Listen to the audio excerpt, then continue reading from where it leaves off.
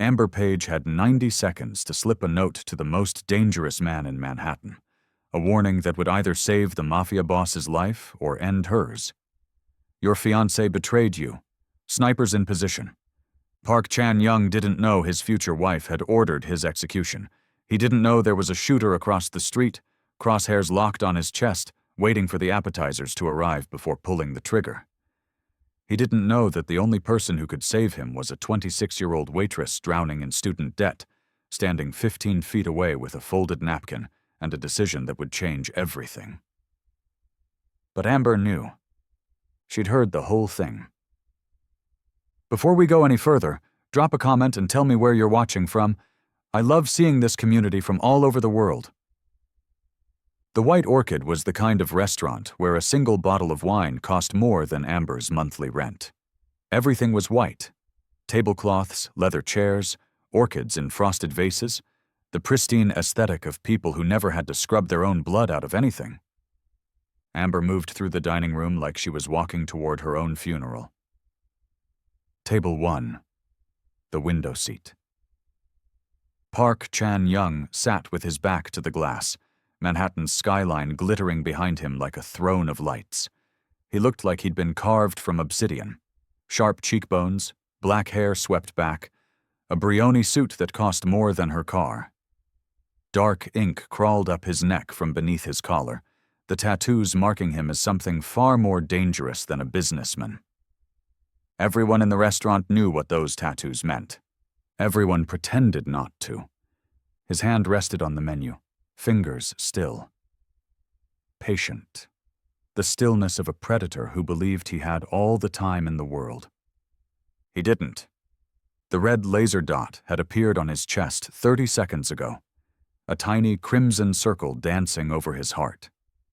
The sniper was waiting. Professional. Ready. And sitting right beside him, close enough to touch, was the woman who'd ordered the hit. Minju. His fiancée scrolled through her phone with the bored elegance of a woman planning her wedding. Black silk dress, hair like dark water.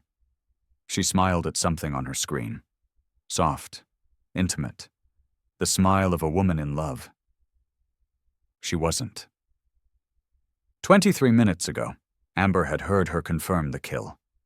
The wine cellar at the White Orchid wasn't really a cellar. It was a temperature-controlled vault in the basement. Frosted glass walls, soft lighting that made $1,000 bottles glow like trapped ghosts. Amber had been sent down for a 2018 Montrachet. Table 12, routine. She was threading through rows of burgundy when she heard the voice. Female, low, Korean. Amber froze between the Rieslings and the Sancerres, hand still on the bottle she'd been reaching for. Her Korean was kitchen level, enough to catch curse words and compliments. But she understood fragments. Sniper. Window. Table 1. Then Minju switched languages. Japanese. Clipped, precise, consonants landing like confirmations. Clean shot, through the glass, the moment he settles. The wine bottle in Amber's hand suddenly weighed 1,000 pounds. She pressed herself against the rack, praying the shadows would swallow her whole. Through the gaps between vintages, she saw Minju pacing slowly, phone to her ear, heels clicking against stone like a countdown. Confirm positions. Bar, kitchen entrance, service corridor. A pause. Then, softer, almost tender. He won't see it coming. Minju ended the call, checked her lipstick in the reflection of a champagne bottle. Smiled. Then she climbed the stairs, leaving behind perfume that smelled like white lilies, like a funeral arrangement. If you're already hooked, hit that like button so this story reaches more people. Trust me, it's about to get intense. Amber stood frozen for 10 seconds. 15. 20. Her legs wouldn't move, her lungs wouldn't fill. She was just a waitress. Invisible. The kind of person who watched things happen to other people. Never the one things happened to. But she'd heard everything. And in 90 seconds, A man was going to die in the middle of the most exclusive restaurant in Manhattan, executed by the woman sitting beside him, smiling, playing the role of loving fiancé. Amber could walk away, clock out, pretend she'd heard nothing, or she could do something impossibly stupid. Something that would drag her into a world of blood, betrayal, and a man whose enemies had just become hers. When she climbed back up to the main floor, the montrachet was forgotten. In her apron pocket, a napkin with 6 words. "Your fiancé betrayed you. Don't move." She straightened her uniform and walked toward table 1. "Stay with me." Amber set the napkin beside his water glass. Her hand didn't shake. Later, she wouldn't know how. Park Chan-young glanced down at the folded fabric like it was beneath his attention. Then his eyes caught the ink bleeding through. His fingers, calm, unhurried, unfolded it. 6 words. "Your fiancé betrayed you. Don't move." His expression didn't change. Not a flicker, not a flinch. He could have been reading a wine list. But his eyes lifted to hers, and Amber felt the air leave her lungs. Dark, cold, the kind of gaze that had watched men die and felt nothing. He looked at her like he was memorizing her face, cataloging her for later, deciding whether she was a threat or an asset or a corpse he hadn't made yet. 1 second, 2. Then he moved. His hand shot out, grabbed her wrist, and yanked her down just as the window behind him exploded. Glass erupted inward like a wave of knives. The bullet meant for his heart buried itself in the white leather booth where his head had been a heartbeat before. Screams shattered the restaurant's careful silence. Crystal hit the floor. Somewhere, a woman was shrieking in Italian. Amber slammed into the ground beneath the table, Chan-young's body covering hers, his weight pressing her into the cold marble. She couldn't breathe, couldn't think. Above her, she heard the wet, heavy sound of something hitting flesh. His bodyguard. The one by the door. Down. Chan-young was already moving, pulling a gun from beneath his jacket, black, compact, an extension of his hand. He fired twice through the shattered window, not aiming, just buying time. Then his grip found her arm again, iron tight, dragging her across the floor through broken glass and spilled champagne. "Kitchen," he said. Not a question. An order. Amber's knees were bleeding. She couldn't feel them. Adrenaline had turned her body into something that didn't belong to her anymore. Just a machine following commands, scrambling behind a man she'd just saved and who might kill her before the night was over. They burst through the service door into the kitchen. Chaos, cooks scattered. A pot of something boiling crashed to the floor, steam erupting. Someone was shouting in Spanish. The head chef stood frozen, knife in hand, too shocked to move. Chan-young didn't slow down. A man stepped out from behind the walk-in freezer. Black suit, earpiece, gun rising, one of Minju's. He got off one shot that sparked off a steel counter before Chan-young put 2 rounds in his chest. The body dropped. Chan-young stepped over it like it was nothing. Amber's ears were ringing. The kitchen smelled like blood and burning oil. Another shooter came through the back entrance, weapon up. Chan-young spun, but he was out of position. Amber grabbed a sauté pan from the counter and swung. The edge caught the shooter across the temple. He staggered. Chan-young finished him with a single shot. For a half-second he looked at her. Really looked. Something shifted behind those dark eyes. Surprise, maybe. Or reassessment. Then he grabbed her arm again. "Move." They ran through the prep area, past the dishwashing station, through a narrow corridor stacked with produce crates. Behind them, gunfire erupted. More of Minju's people flooding the kitchen. A bullet punched through a crate of tomatoes inches from Amber's head, spraying red across the wall. Chan-young kicked open the service exit. Cold air hit her like a wall. Manhattan winter. Bitter and biting. The alley was narrow, dark, lined with dumpsters and the back entrances of neighboring buildings. Snow had started to fall, soft flakes drifting through the orange glow of a security light. An SUV sat idling 20 feet away. Black, armored. A man in the driver's seat, engine running. Chan Young shoved Amber toward it. "Get in." She didn't argue. She threw herself into the back seat, heart slamming against her ribs. Chan Young slid in beside her, slamming the door. He barked something in Korean to the driver, fast, sharp, and the SUV lurched forward, tires screaming against wet asphalt. Behind them, 2 men burst from the service exit, guns raised. The driver didn't stop. Bullets sparked off the reinforced glass, spiderwebbing but not breaking. Then they were out of the alley, merging into Manhattan traffic, disappearing into the river of red taillights.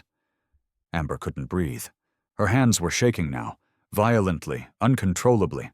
Glass glittered in her palms. Blood dripped onto the leather seat. The smell of gunpowder clung to her uniform, mixing with sweat and fear and the faint trace of Minju's funeral flower perfume still caught in her hair. She'd just helped a crime lord escape an assassination. She'd just made herself a target. Chan Young sat beside her, perfectly still. He wasn't even breathing hard. The gun rested on his thigh, safety off, like he was waiting for the next threat. In the dim light of passing street lamps, she could see blood on his collar, not his. He turned his head. Those eyes again. Calculating. Dangerous. "You heard something," he said. Not a question. "In the cellar." Amber swallowed. Her throat felt like sandpaper. "She made a call," she managed. "Your fiancé. She confirmed the sniper position. Said you wouldn't see it coming."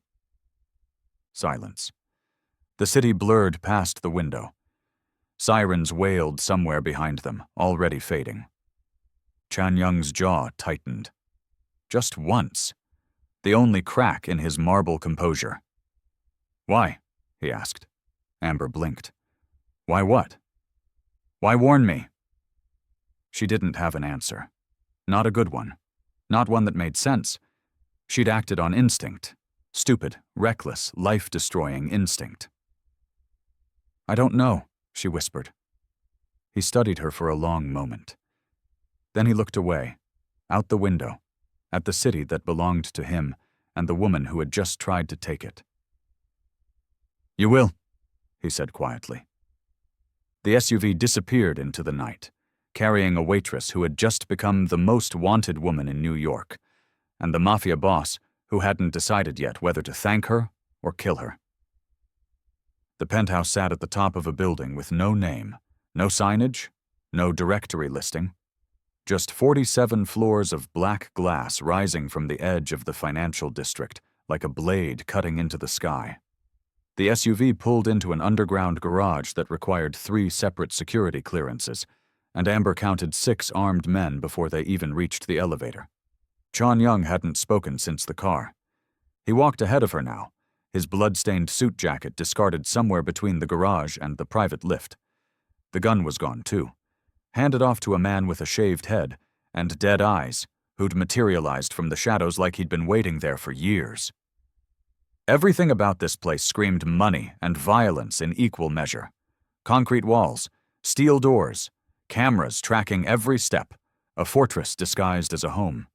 The elevator opened directly into the penthouse, and Amber stepped into a space that felt less like an apartment and more like a throne room. Floor-to-ceiling windows overlooked Manhattan, the city sprawling beneath them like a kingdom of lights. The furniture was minimal. Black leather, sharp lines, nothing soft. A wall of monitors glowed in the corner, feeds from security cameras cycling through angles she didn't recognize. 2 men stood waiting. The first was older, maybe 50, with silver threading through his black hair and a scar that ran from his eyebrow to his jaw. He wore a suit that cost more than Amber's yearly salary and looked at her like she was a problem to be solved. The second was younger, sharper. Wire-rimmed glasses and the kind of quiet intensity that made her think of accountants who knew where all the bodies were buried. Chan Young spoke to them in rapid Korean. Amber caught fragments. Her name, the restaurant, Minju. The older man's expression didn't change, but something flickered in his eyes. Anger, maybe, or calculation. Then Chan Young turned to her. Sit. He gestured to a chair in the center of the room. Not a comfortable chair. A hard, straight-backed thing positioned beneath a light that felt distinctly like an interrogation setup. Amber sat. Her knees were still bleeding through her torn uniform pants. Glass glittered in her palms. She hadn't felt the pain until now, but it was hitting her in waves. Sharp, insistent, real. Chan Young stood in front of her, arms crossed. The older man flanked him on one side, the younger one on the other. 3 predators. 1 waitress. Who sent you? Chan Young asked. No one. Who do you work for? The White Orchid. I'm a waitress, I told you. You told me my fiancé ordered my death. His voice was flat, controlled, terrifying. You expect me to believe a server just happened to overhear a conspiracy and decided to risk her life warning me out of the goodness of her heart? Amber's throat tightened. I don't expect you to believe anything. I'm telling you what happened. The younger man stepped forward. Dae-jung, she'd learn later. He held a tablet, fingers scrolling through data that glowed against his glasses. Amber Renee Page, he read. 26, born in Brooklyn, graduated from Hunter College with a degree in nursing, never finished the certification. Currently employed at the White Orchid, 18 months. Before that, 3 other restaurants, 2 retail jobs, 1 failed attempt at a medical billing position. He looked up. $63,000 in student debt, credit score of 547, 1 living relative, grandmother Dorothy Page, age 78, currently residing at Greenview Assisted Living in Queens. Stage 3 kidney disease. Monthly care costs approximately $4,000, which Miss Page has been covering through a combination of her salary and what appears to be a very aggressive payment plan she's 3 months behind on. Amber felt herself go cold. They knew everything. Every failure, every struggle, every desperate choice that had led her to a job where she smiled at monsters for tips. She's clean, Dae-jung said. No connections, no criminal record, no association with any organization we track. He paused. She's nobody. Nobody. The word hung in the air like a verdict. Chan Young studied her. That same cold assessment from the restaurant, measuring, calculating, deciding. Then why? He asked again. Why warn me? Amber met his gaze. She was tired, bleeding, terrified, but something in her refused to look away. Because I heard her, she said. I heard her order your death like she was ordering dessert, and I thought... She stopped, swallowed. I thought nobody deserves to die without knowing it's coming, not even you. Silence.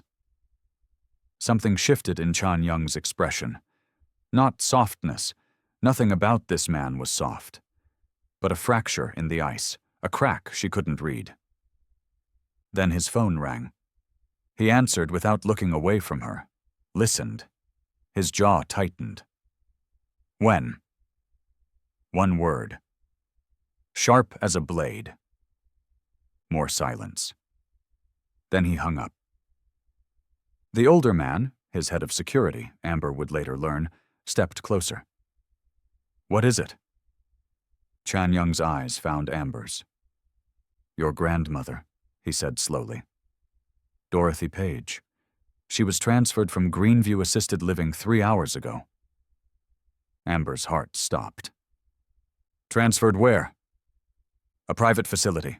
No name, no address listed. He paused.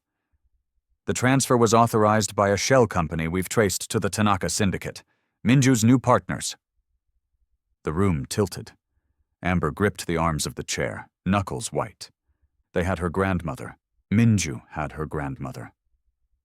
They knew, she whispered. They knew I'd warn you. They planned for this. No. Chan Young's voice cut through her panic. They didn't plan for you. You were a variable. But the moment you handed me that napkin, you became a loose end. He stepped closer, looming over her. And Minju doesn't leave loose ends breathing. Amber looked up at him. This man she'd saved, this monster in a bespoke suit, the only person in the world who might have the power to save the only family she had left. "What do I do?" she asked. Chan Young didn't blink. "You stay alive," he said, "and you tell me everything." 3 hours later, Amber sat in the same chair with bandaged hands and a cup of tea she hadn't touched. Someone had cleaned the glass from her palms.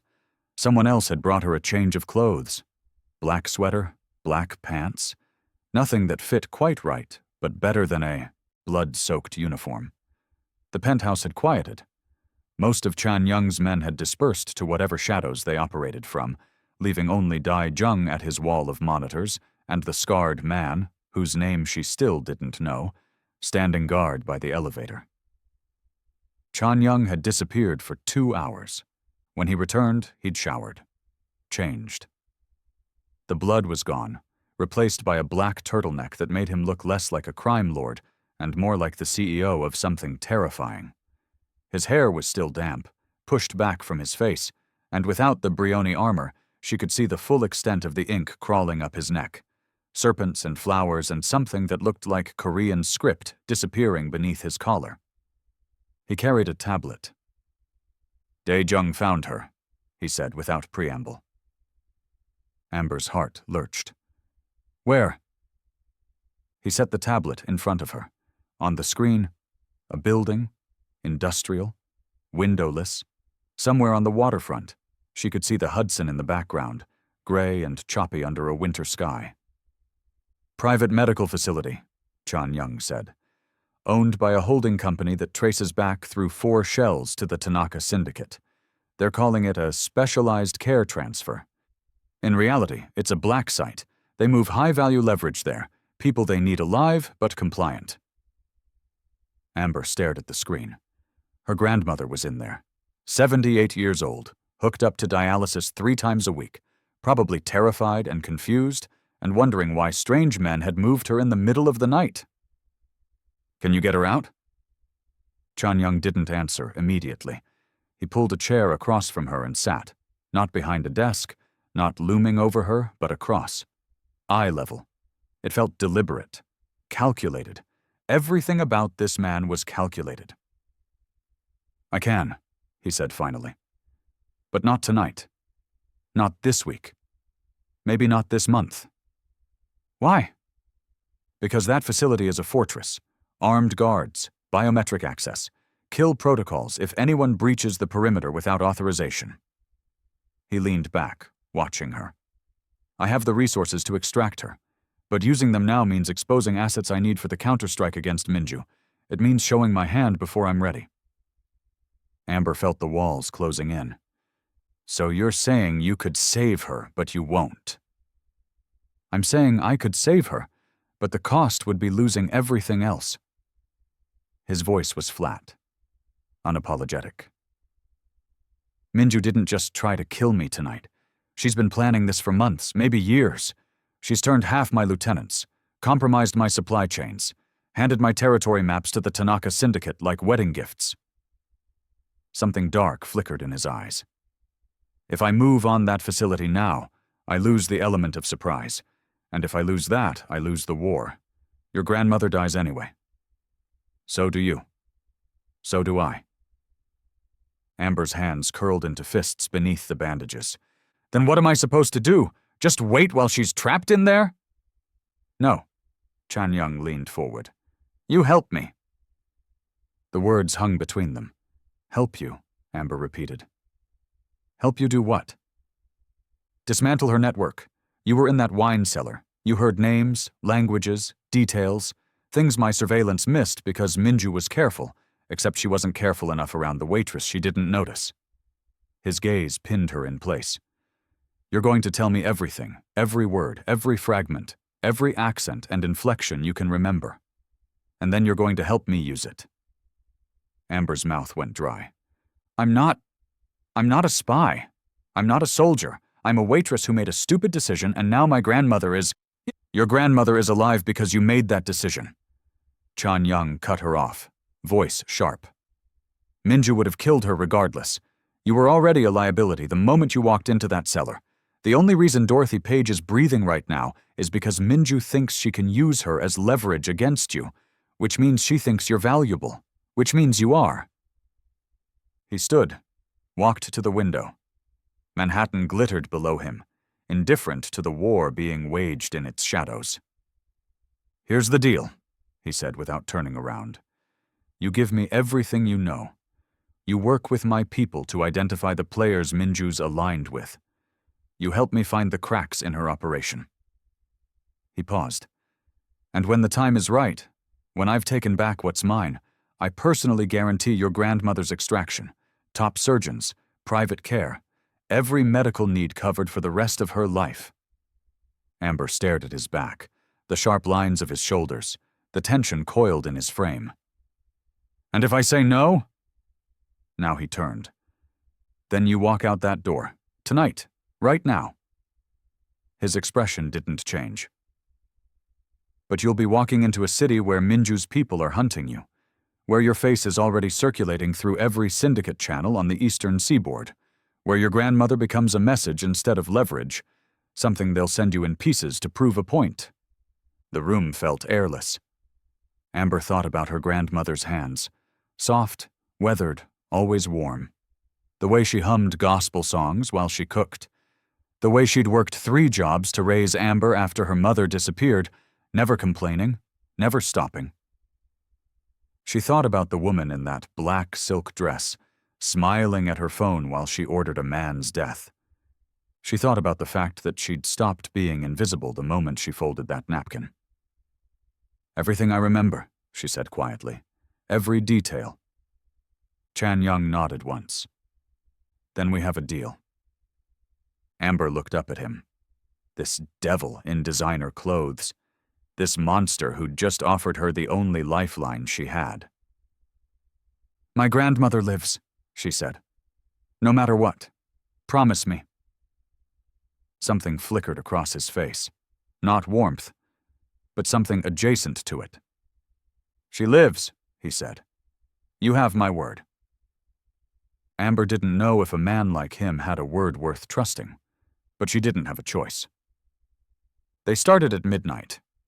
Daejung set up in what Amber could only describe as a war room, a converted study lined with monitors, servers humming in the corner, and a table covered with satellite photos and surveillance feeds. He handed her a legal pad and a pen, then positioned a recording device between them. Start from the beginning, he said, the moment you entered the wine cellar. So she did. Amber closed her eyes and let herself fall back into that cold, glass-walled vault. The soft glow of bottles, the click of heels on stone, the voice, Minju's voice, low and precise, switching between languages like weapons. She was speaking Korean first, Amber said. I caught fragments. Jogyoksu, I think that means sniper. Chang, window. And Ilbeon, table 1. Daejung typed without looking up. What else? She switched to Japanese. Faster, harder to follow. Amber frowned, chasing the memory. She mentioned names. Tanaka, I remember that one clearly, and something that sounded like Hayashi. She said it twice. Chan Young stood in the doorway, arms crossed, watching. He hadn't spoken since they'd begun, but his presence filled the room like smoke. Hayashi Kenji, Daejung murmured. Tanaka's second. Runs their enforcement arm on the west coast. He pulled up a photo. A middle-aged Japanese man with a pleasant face and dead eyes. You're sure? I'm sure. They continued for hours. Amber dredged up every fragment she could remember. The timeline, Minju had mentioned the main course, which meant the hit was synchronized to the restaurant's service schedule. The positioning, 1 shooter at the bar, 3 near the kitchen, the sniper across the street. The burner phone. Black case, no visible branding, the screen cracked in the corner. She kept checking it, Amber said, even before the call, like she was waiting for confirmation. Dae-jung's fingers flew across the keyboard. If she's using burners, she's rotating them. But if we can identify the network, she's pinging. Do it, Chan-young said. His first words in 2 hours.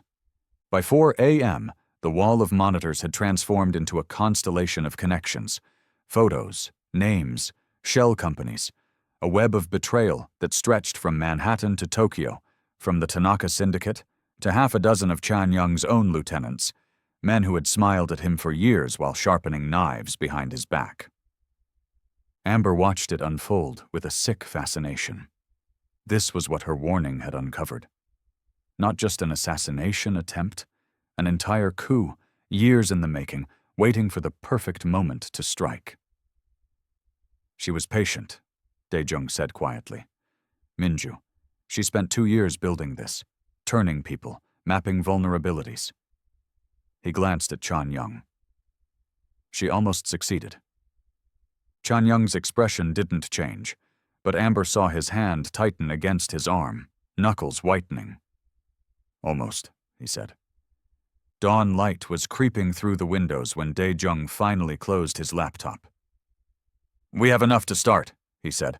I'll run traces on the burner networks, cross-reference the names she mentioned with known Tanaka operatives. It'll take time, but we'll find the cracks. Chan-young nodded. Then his gaze shifted to Amber. You need sleep, he said. It wasn't concern. It was assessment. She was an asset now. Assets needed maintenance. I need to see my grandmother. The words came out before she could stop them. Desperate. Raw. Chan-young studied her for a long moment. Then he looked at Dae-jung. Arrange it. 30 minutes later, Amber sat in front of a monitor in a small, windowless room. 2 guards flanked the door. Not threatening, but present. A reminder of what she was now. The screen flickered to life. And there she was. Dorothy Page sat in a hospital bed, propped up against white pillows, a worn Bible in her lap. The room behind her was clinical but clean. Nothing like the industrial nightmare Amber had imagined. Soft lighting, a vase of flowers on the nightstand. It looked almost peaceful. Almost. Grandma? Dorothy looked up. Her face, weathered, warm, the same face that had sung Amber to sleep 1,000 times, broke into a smile. Baby girl! Oh, look at you! They told me you'd call. Amber's throat closed. They told you! Who told you? The nice nurses here. They said I was being moved to a special facility for my treatment. Better doctors, they said. Something about a benefactor program. Dorothy's eyes crinkled. I told them my granddaughter must have finally caught a break. Did you win the lottery and not tell me? Amber couldn't breathe. Her grandmother didn't know. She thought this was good fortune, a gift from a universe that had finally stopped taking. She had no idea she was surrounded by killers, that her life hung on the actions of a waitress who'd made a choice she couldn't take back. Something like that, Amber managed. I wanted to see your face, make sure you were okay. I'm fine, baby, better than fine. They've got me on some new medication, and I haven't felt this good in months. Dorothy leaned closer to the camera. But you look tired. Are you eating? Sleeping? I'm okay, Grandma. You always say that. Dorothy's voice softened. You've been taking care of me so long, you forget to take care of yourself. Promise me you'll rest. Amber's eyes burned. I promise. They talked for 10 more minutes.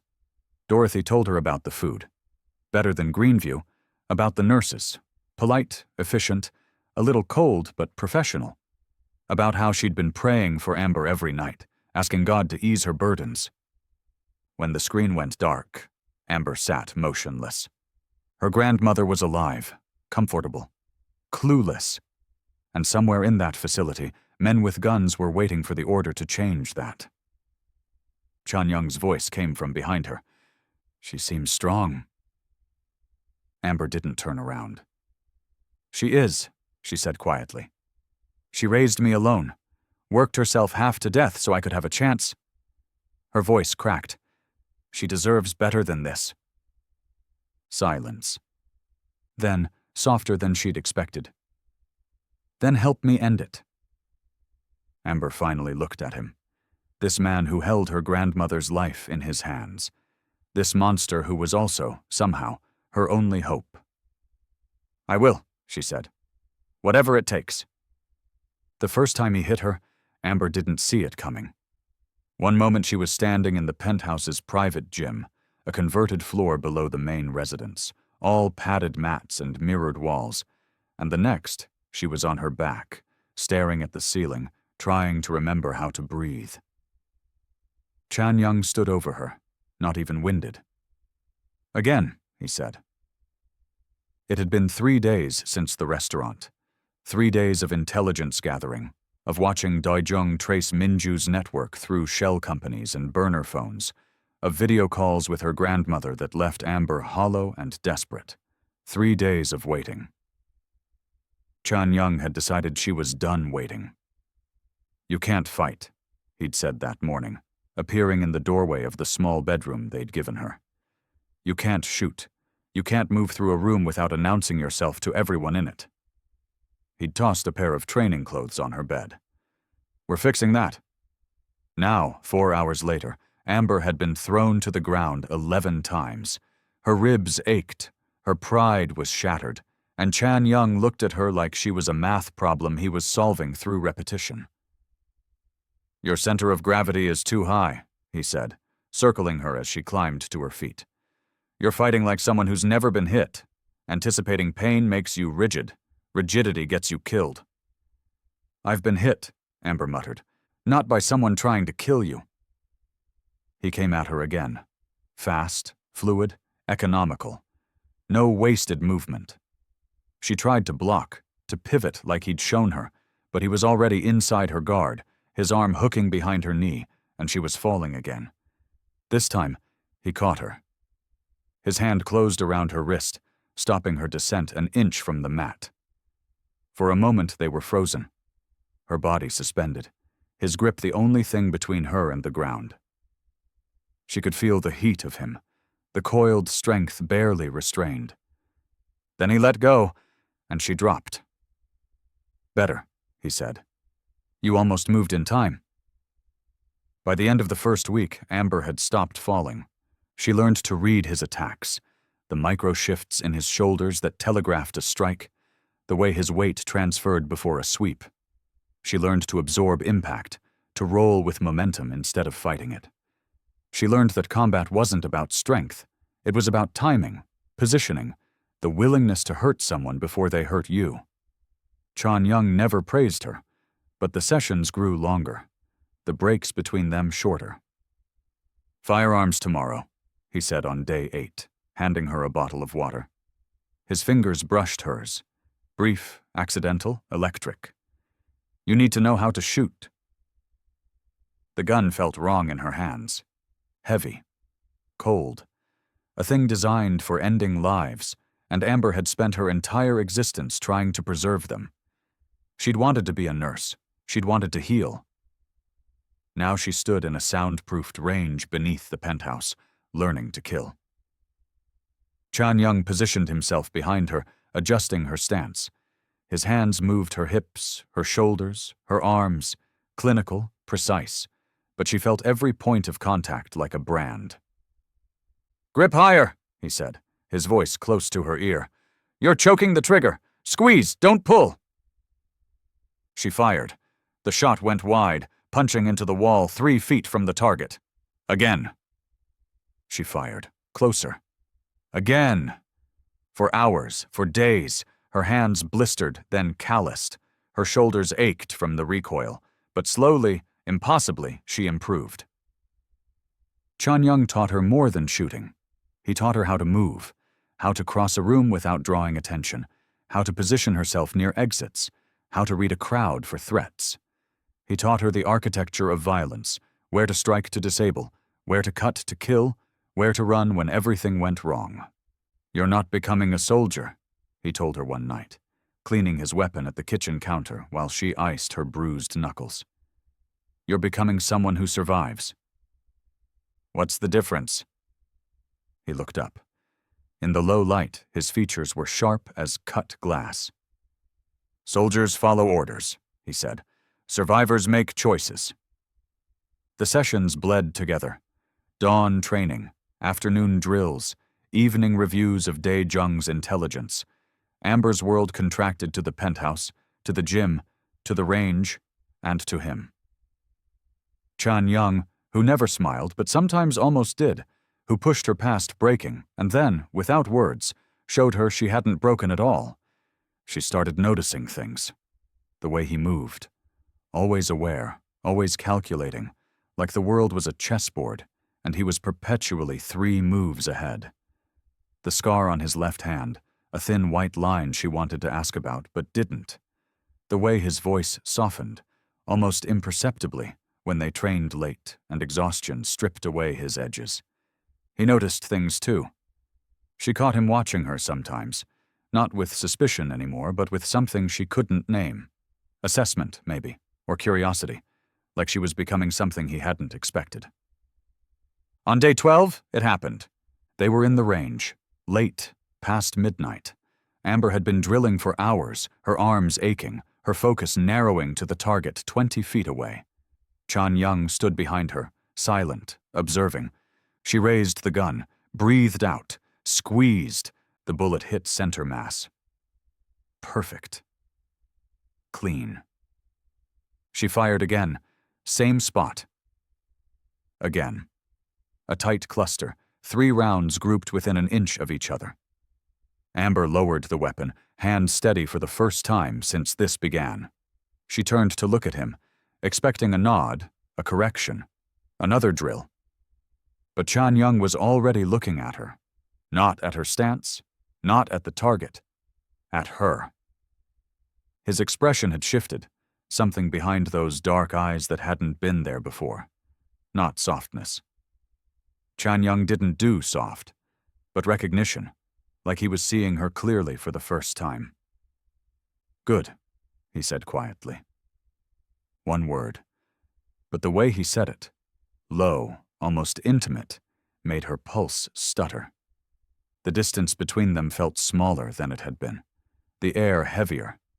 She was suddenly aware of how close he was standing, of the heat radiating from him, of the fact that they were alone in a soundproofed room at midnight, and he was looking at her like she'd just become dangerous.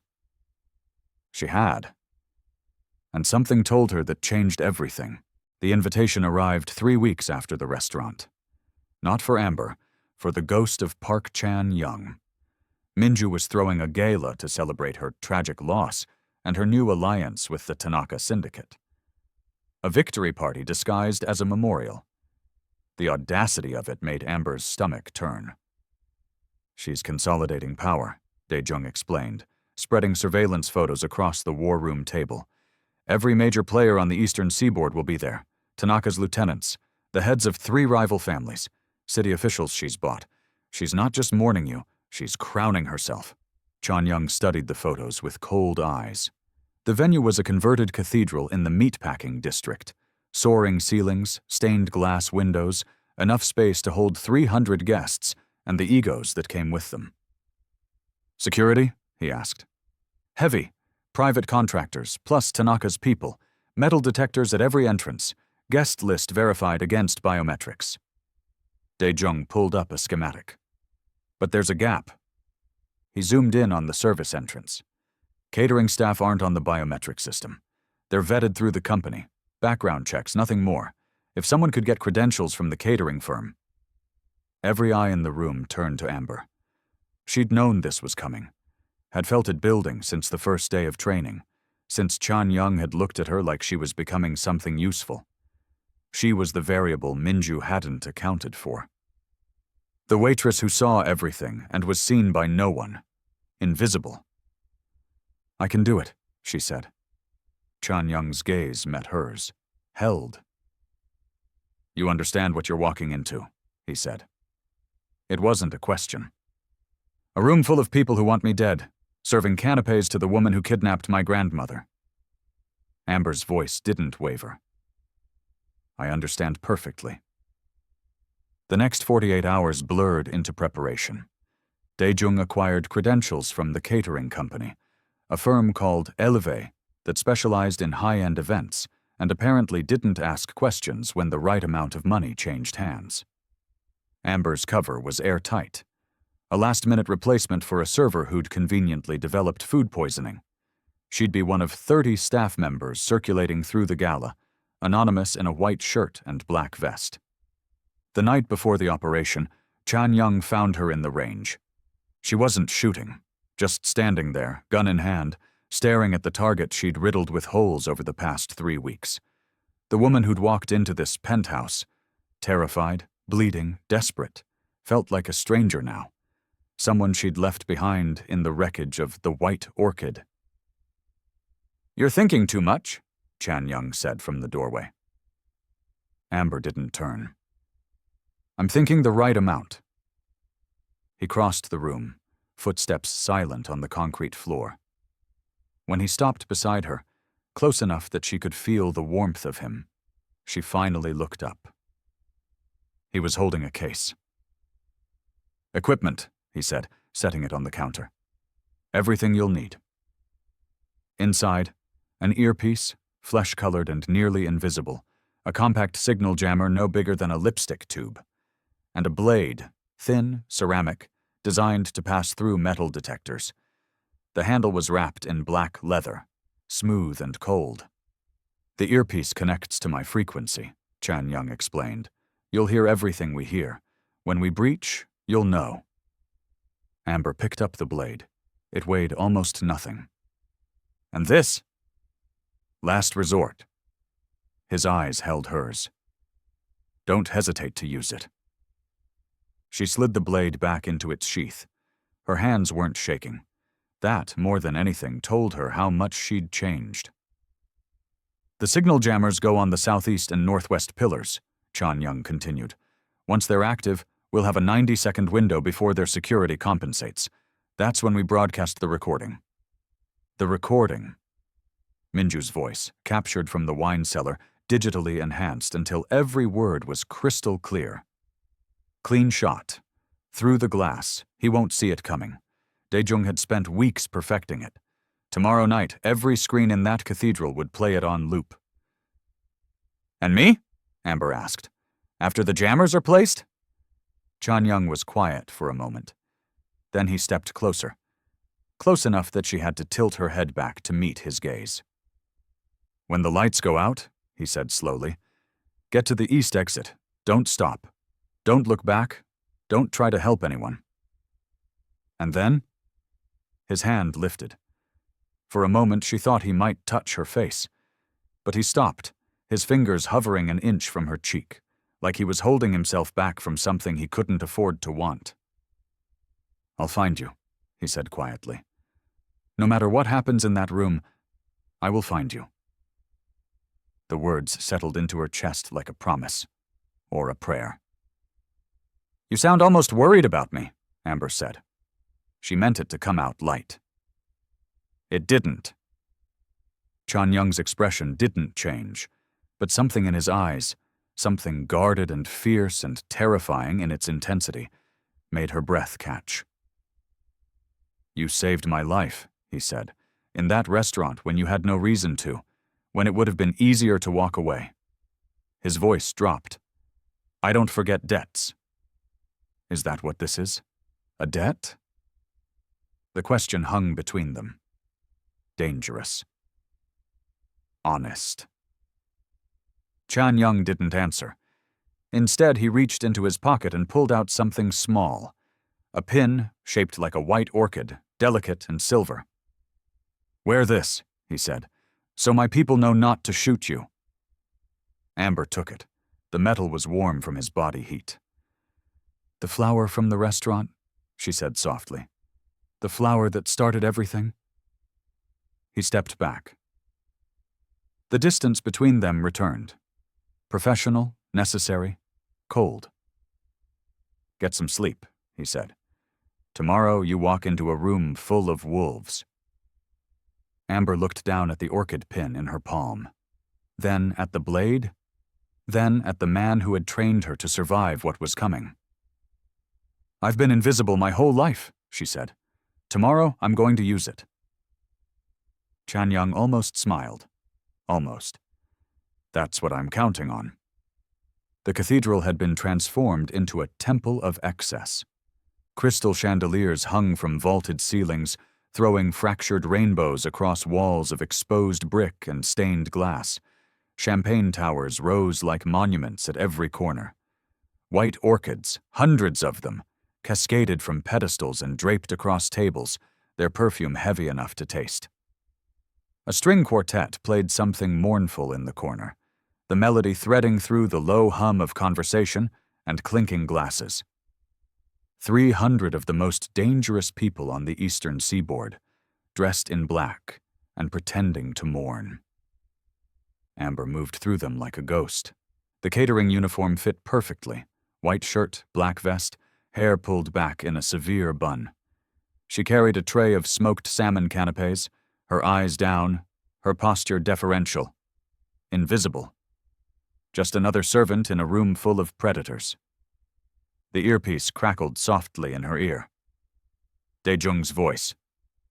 "We have eyes on the northeast entrance. Tanaka's people just arrived. 6 of them." Amber didn't react. She offered canapes to a group of men in Italian suits, their conversation switching to Japanese the moment she approached. They took the food without looking at her, without seeing her. Good. She'd been inside for 40 minutes.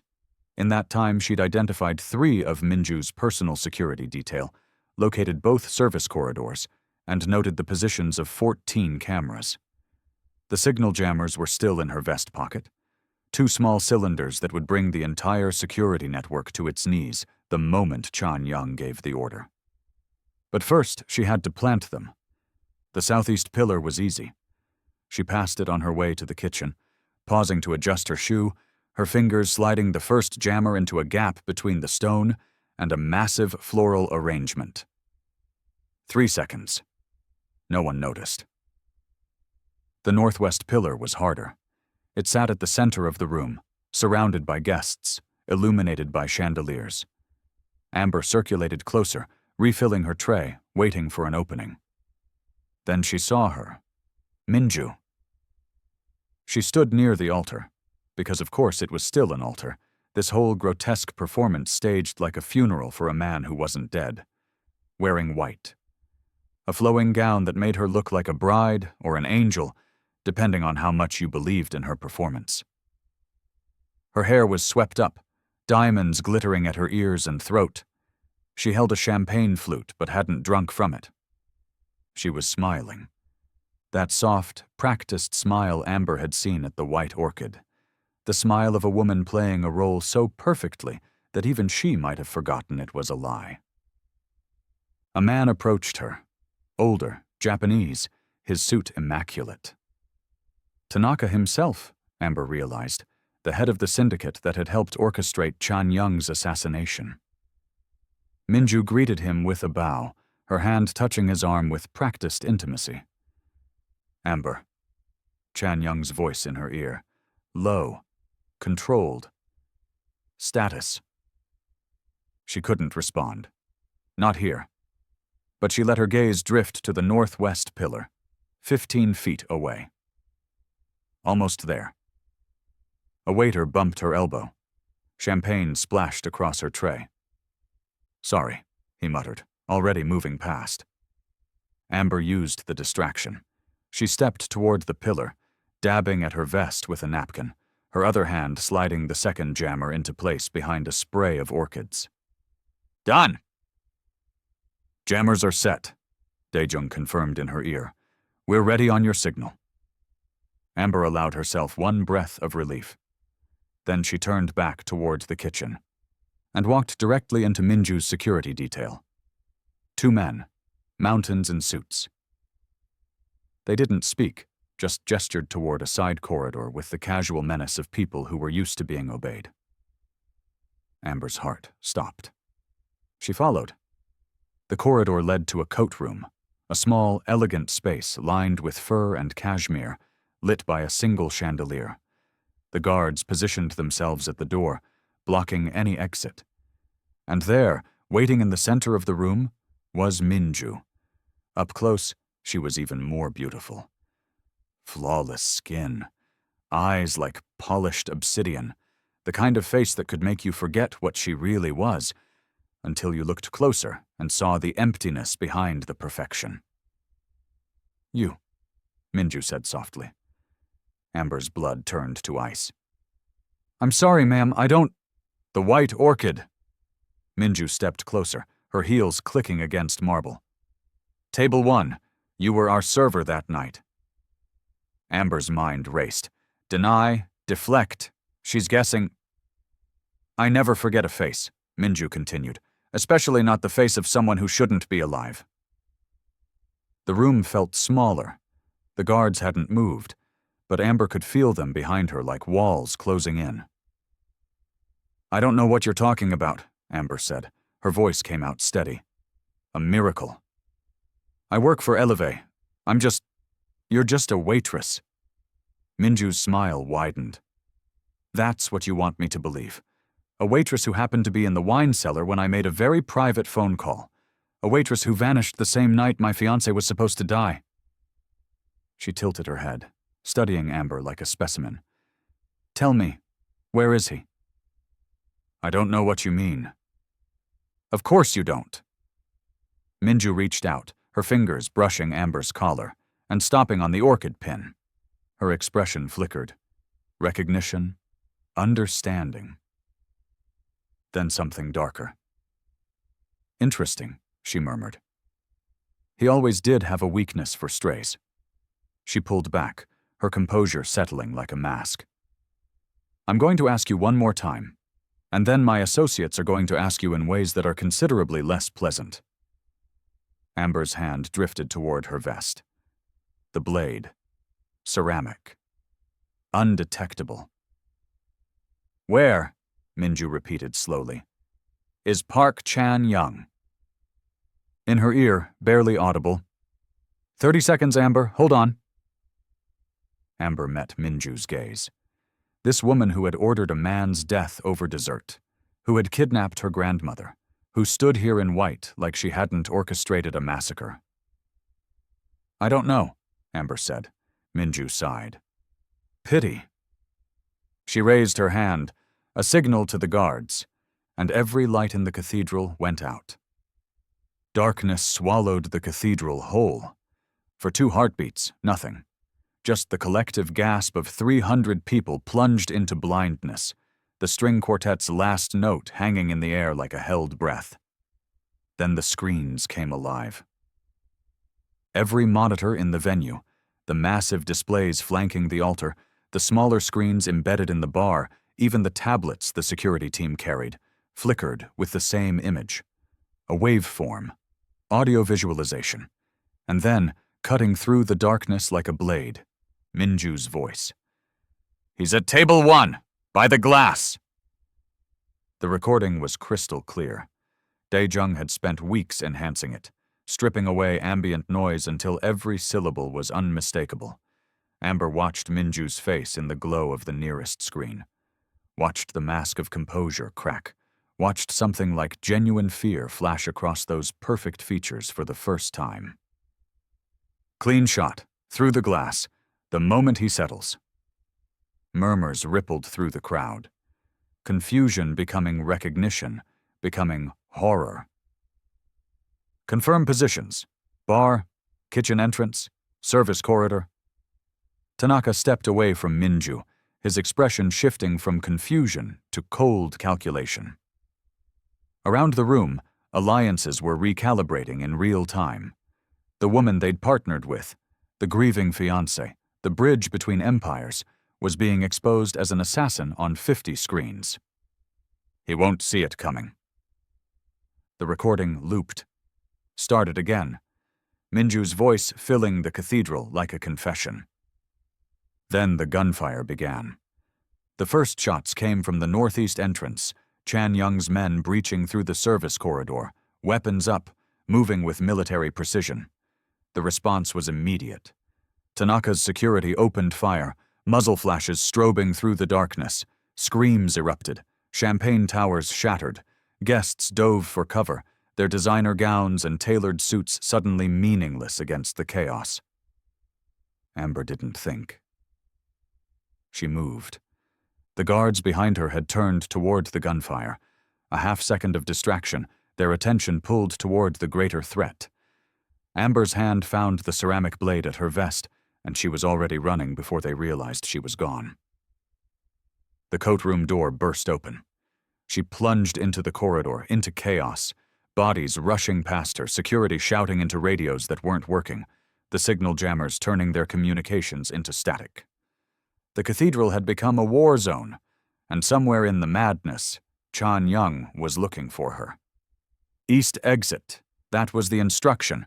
When the lights go out, get to the east exit. She ran. The main ballroom was pandemonium. Overturned tables, shattered glass. A woman in a red gown screaming as she crawled toward the altar, blood streaming from her temple. Two of Tanaka's men exchanging fire with shadows near the entrance, their shots going wide in the strobing darkness. Amber kept low, weaving between fallen chairs and abandoned champagne flutes. The orchid pin on her collar caught a muzzle flash, silver glinting in the chaos, and she prayed it was enough to keep Chan Young's people from putting a bullet in her back. The screens were still playing. Minju's voice, over and over. Kill him during the main course. Make it clean. Someone grabbed her arm. Amber spun, blade rising. But it was a waiter, one of the real catering staff, his face white with terror. "The kitchen," he gasped. "There's a way out through the—" A bullet caught him in the shoulder. He went down screaming, and Amber didn't stop, couldn't stop. She left him there, hating herself, and kept running. The east corridor materialized through the smoke.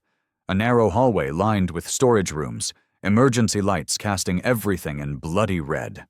She was close. 20 feet. 15. A figure stepped out of the shadows. Amber's blade came up, her body moving on instinct. 3 weeks of training compressed into a single moment. "It's me!" Chan Young. He stood in the red light like something carved from darkness itself. Blood on his collar, not his. A gun in each hand. His eyes found hers, and for one impossible second, the chaos faded. "You're alive," he said. Not a question. Relief disguised as observation. "Minju made me," Amber breathed. "In the coat room. She knows I'm with you." "I know, I saw." He grabbed her hand, his grip warm and solid and real. "We need to move, now." They ran together.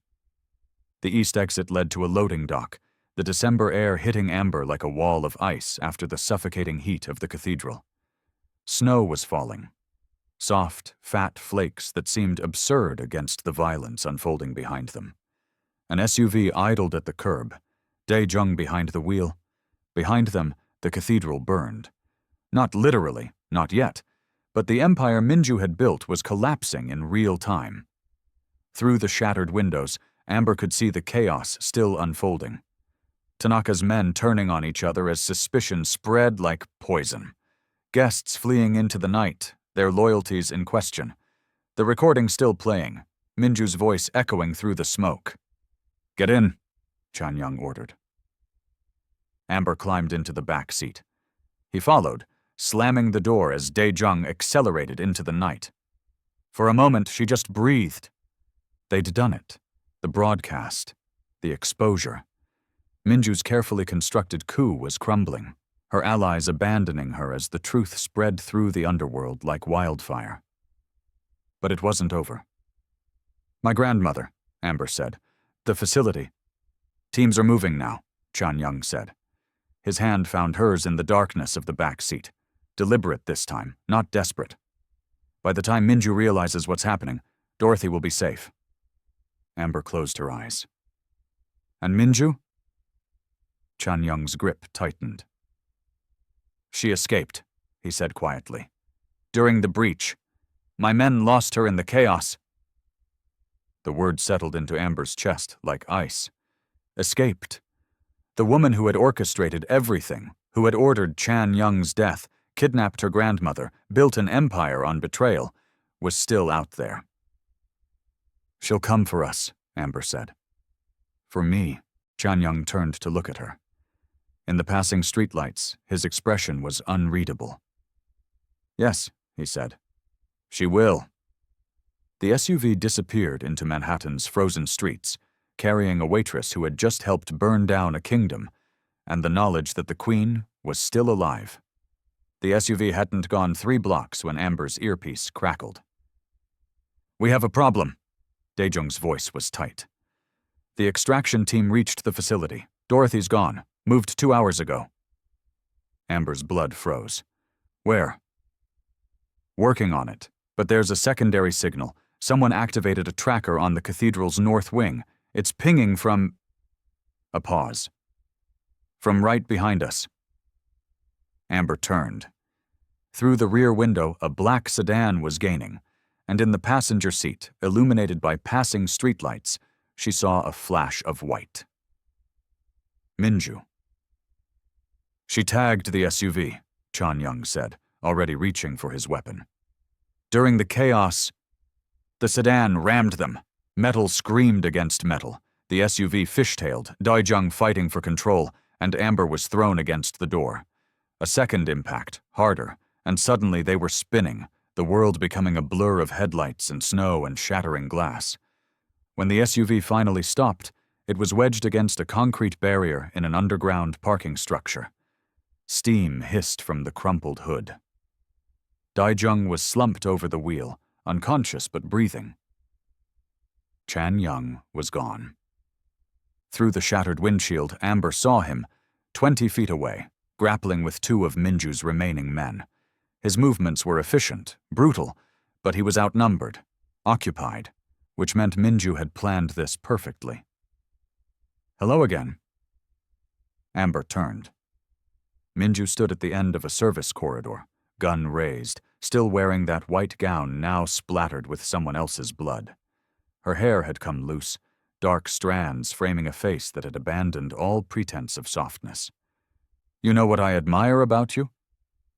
Minju stepped closer, heels echoing in the concrete silence. "You're persistent, annoying, but persistent." She tilted her head. "Where is my grandmother?" "Safe," Amber said. "Somewhere you'll never find her."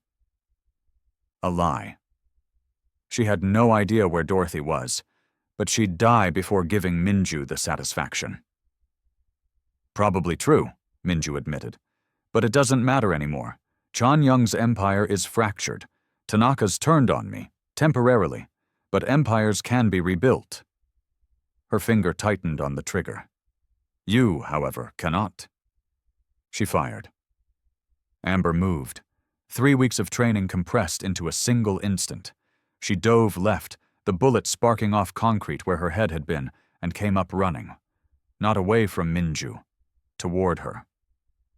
Minju's eyes widened. She fired again, wide, and then Amber was inside her guard, grabbing the gun arm, twisting the way Chan Young had shown her 100 times. The weapon clattered to the ground. Minju was fast, faster than Amber expected. Her elbow caught Amber's temple, stars exploding across her vision, a knee to the ribs. Amber staggered, gasping, but didn't fall. Couldn't fall. She thought of her grandmother's hands, her grandmother's voice, the woman who had raised her, who was somewhere in this city scared and alone because of the monster in front of her. Amber's fist connected with Minju's jaw.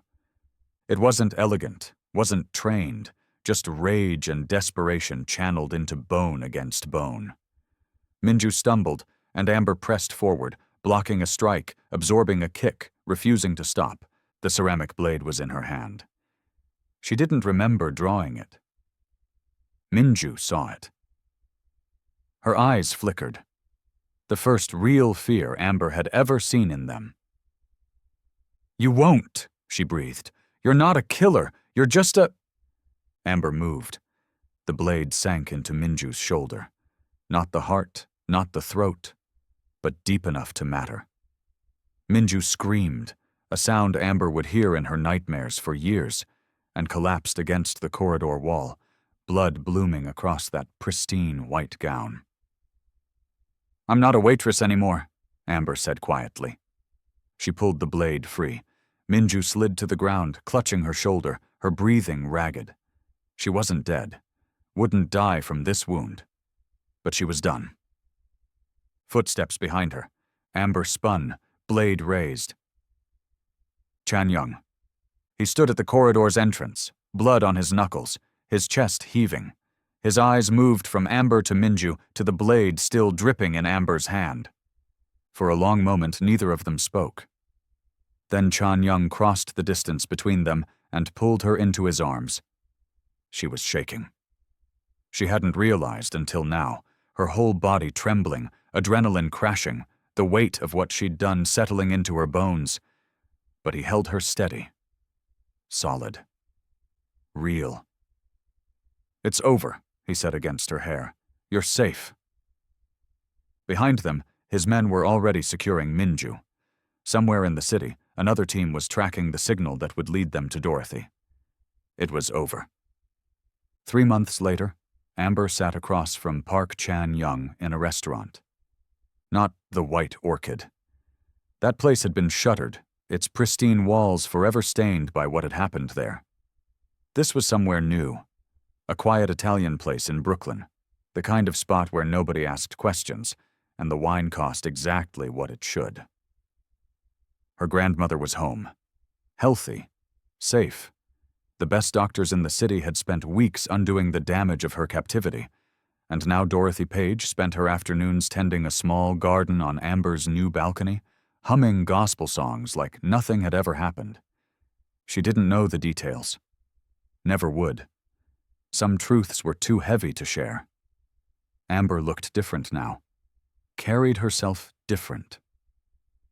The woman who'd trembled while folding a napkin in a wine cellar had been replaced by someone harder. Someone who'd learned that invisibility could be a weapon, that survival was a choice, that she was capable of things she'd never imagined. Chan Young looked the same. Sharp, controlled, dangerous in ways that had nothing to do with the ink on his skin or the empire he commanded. But he looked at her differently now. He slid a small box across the white tablecloth.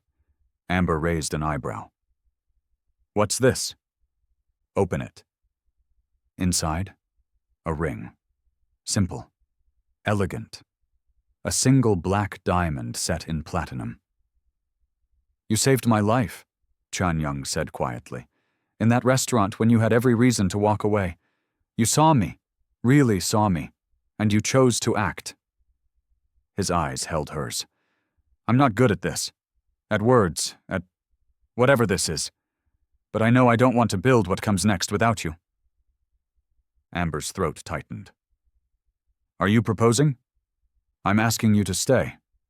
He reached across the table, his fingers brushing hers. "Not as a debt, not as an arrangement, as my equal, my partner." A pause. "My queen." The restaurant hummed around them. Soft music, quiet conversation, the ordinary sounds of a world that had no idea about the blood and fire that had brought them here. Amber looked at the ring, at the man who'd taught her to fight, to survive, to become someone she'd never known she could be. "Yes," she said. Chan Young smiled. For the first time since she'd known him, really smiled. And Amber Page, once invisible, finally felt seen.